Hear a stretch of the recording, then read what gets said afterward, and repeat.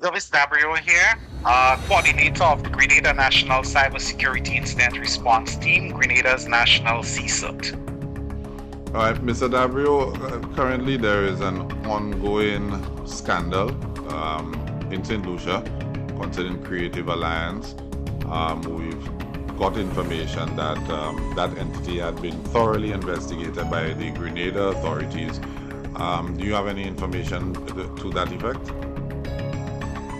Yes, so someone reached out to the Grenada National CSIRT late last year, wanting to know exactly what was going on with Creators Alliance. Someone approached them to invest, and they just wanted to make sure that the entity was legitimate. We did the investigation, we did our deep dive into Creators Alliance, and we found that it was a malicious entity.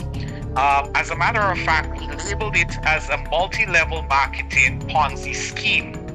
And on the 6th of January this year, we put out an advisory informing the public that Creators Alliance should not be engaged with, that it was malicious, that it was a Ponzi scheme, and anyone engaging with it stood a great chance of losing their money or whatever they had invested in the entity.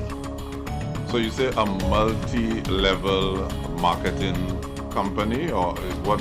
Can you explain what that means? So multi-level marketing suggests there are different levels, and that is the first thing that jumped out when we started looking at the company. You could not just join Creators Alliance. You needed somebody to provide you with a way of getting it, a link, a referral code, basically. In some cases, that was given to persons. In other cases, they were simply sent a link and the code was in there. So when you join, you were joining under the person who basically introduced you to it. In short, a pyramid is being formed, multiple layers, with you being placed on the people, right? Ponzi scheme aspect of it is when you look at how are the funds generated, money that is being made, how is that being made? And we found that no service, no product was being moved, nothing was being invested, right? Money that was being paid out because new money was coming in. And as long as people were being recruited and bringing in new money, or people within the Creators Alliance were going for higher packages, money was going to keep circulating. And that is how we were able to actually call it for what it is. Now, some persons were saying, well, we look at videos and we get paid, we have to upload videos and so forth. So from the National CSIRT, we looked at that as well. And the Creators Alliance claimed that they were in partnership with some of the major streaming services, and that is where the money was being made. We investigated that and found no evidence to support that. There was no relationship or partnership between Creators Alliance and YouTube or Vimeo or any of those platforms. And then the question came, well, if a company like Google through YouTube is paying less than 10 cents US per view based on the amount of subscribers you have and number of views you get, how could a company without that reach, without that kind of capital, pay you $6+ US per video?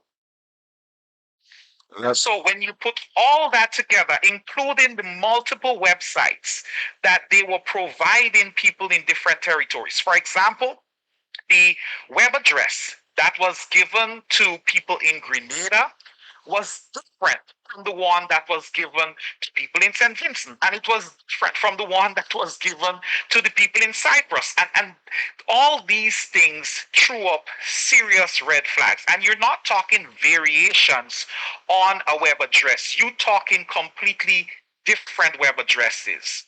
You look at the site, you look at the app, you look at the structure nature of it. And again, there were red flags there. Companies, professional companies, they tend to put some thought and effort into giving you a good, refined product. That is not what we were seeing. We could not determine who the owners of Creators Alliance were or who the owner was. That was shrouded in secrecy across the internet. All these things did not speak to an entity that was legitimate, above board, or should be engaged with. And that is why we flagged it here and ensured that the messaging went across. As far as possible, to let people know, hey, don't engage with this.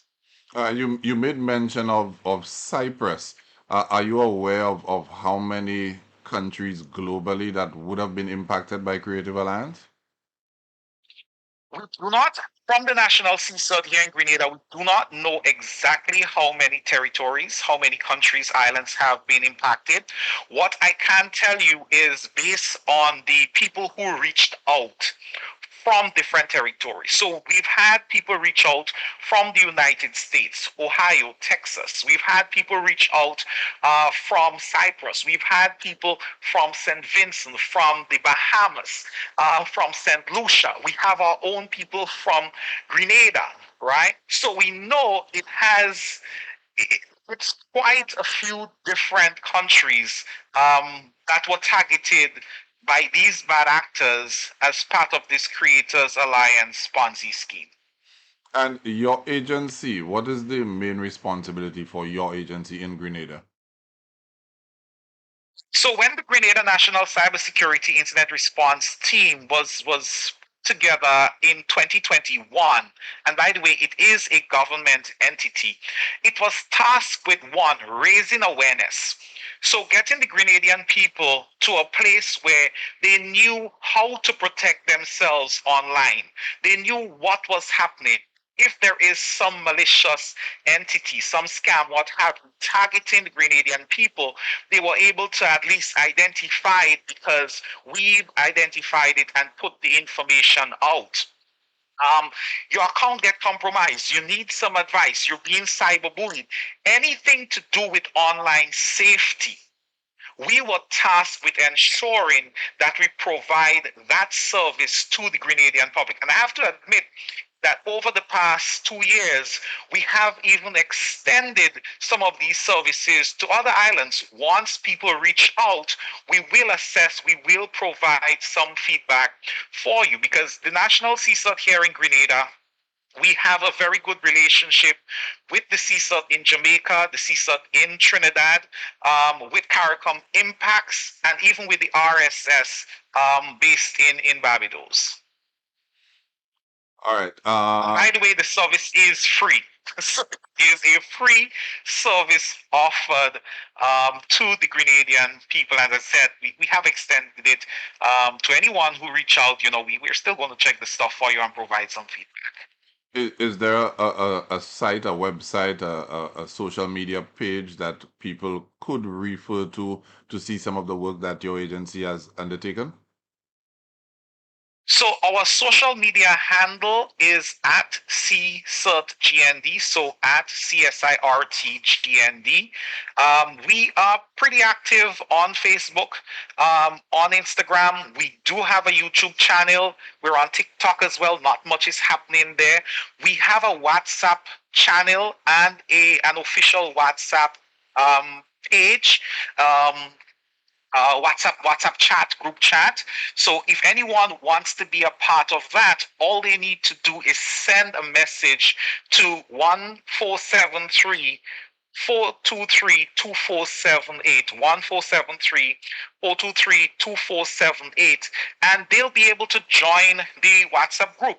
Once we have any information to put out, it may go out on the WhatsApp group and channel before it gets to Facebook, and even before it gets to Instagram. We also have a website, or we have an email address as well. CSIRT GND at gov.gd. So CSIRT GND at gov.gd. We do have a website. Not much is happening on there, but if someone decide to go to the website, you can actually send query or what, and we're able to check it from there.